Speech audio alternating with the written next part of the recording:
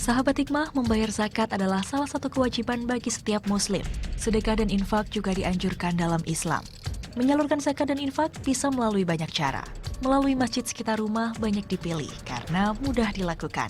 Apalagi pengurus masjid sudah kita kenal, sehingga mudah diminta pertanggungjawabannya. Bisa juga lewat berbagai aplikasi. Zakat bisa dibayar melalui ponsel pintar. Sayangnya, ada saja oknum yang lakukan hal tidak terpuji. Seperti yang terjadi di Kelurahan Gajahan, Pasar Kliwon, Solo, Jawa Tengah. Lurah Gajahan dan petugas Linmas lakukan pungutan liar bermodus zakat dan sedekah ke 145 toko di sini. Jumlah pungutan berkisar antara 50 hingga 100 ribu rupiah per toko.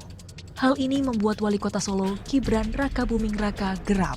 Ia pun kembalikan uang pungutan liar tersebut pada para pemilik toko. Oknum-oknum tak bertanggung jawab seperti itulah yang mencoreng kebaikan dari berzakat dan infak.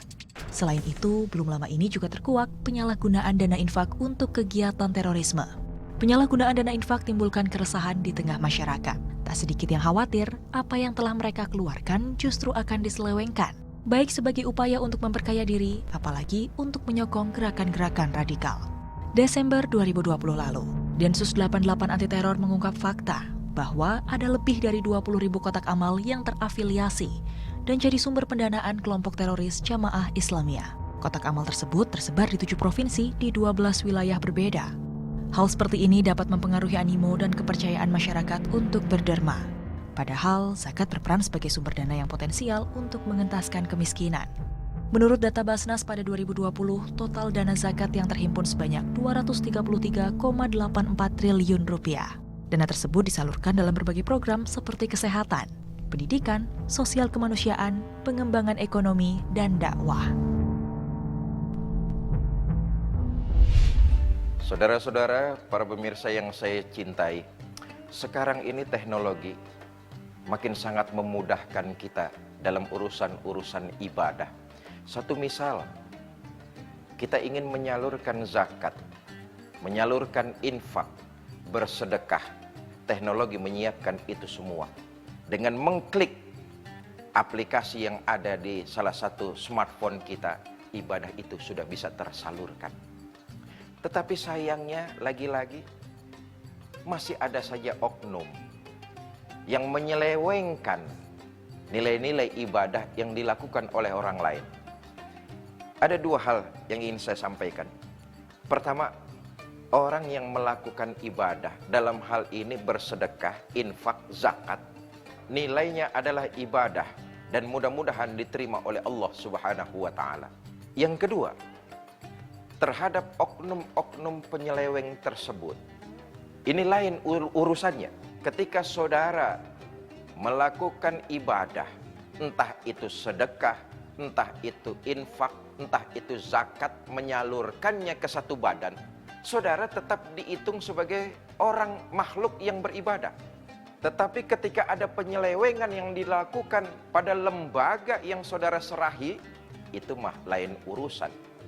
Sering kita dengar misalnya, uang zakat berubah jadi uang jaket, uang infak ditilap menjadi uang pribadi, uang sedekah yang diberikan seseorang untuk membangun dan merawat masjid ditilap oleh oknum untuk berfoya-foya atas kepentingannya sendiri.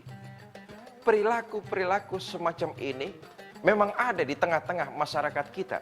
Bapak, Ibu, saudara-saudara, para pemirsa yang saya cintai, banyak hal memang ketika sebuah dana dikoordinir oleh satu lembaga, apalagi oleh satu orang, tentu akan menimbulkan kerentanan adanya penyelewengan dan penyalahgunaan.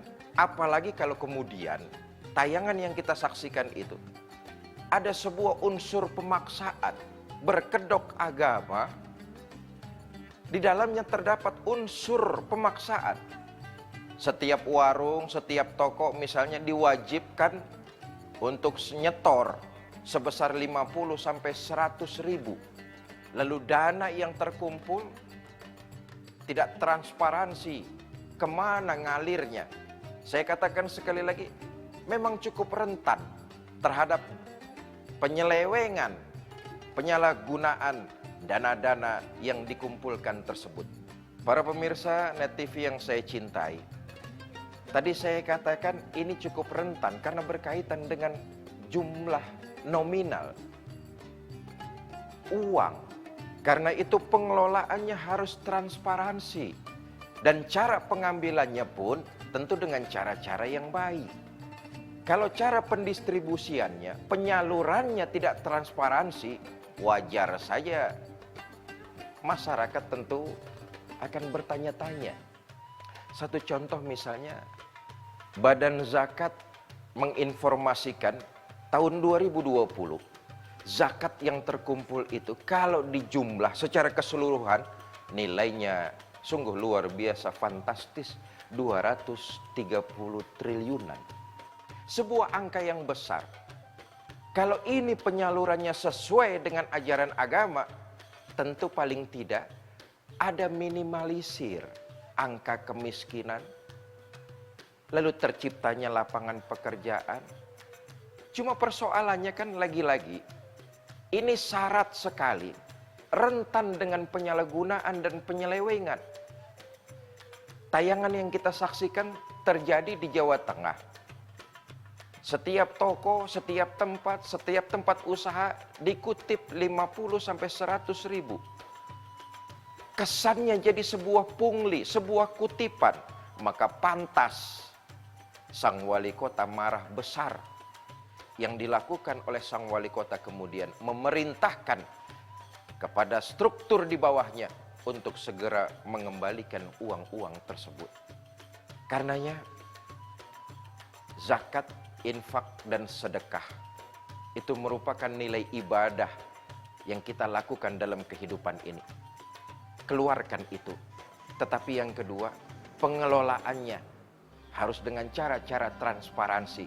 Diharapkan dari zakat yang terkumpul, dari infak sodakoh yang dilakukan, kalau itu digunakan sesuai dengan tepat sasaran, insya Allah meminimalisir fakir miskin yang ada di negara kita tercinta. Wallahu a'lam bishawab. Saudara-saudara, para pemirsa Net TV yang saya cintai, ini saja pertemuan kita pada kesempatan kali ini. Terima kasih atas segala perhatian. Mohon maaf atas segala kekurangan. Wallahul muwafiq ila aqwamit thoriq. Assalamualaikum warahmatullahi wabarakatuh.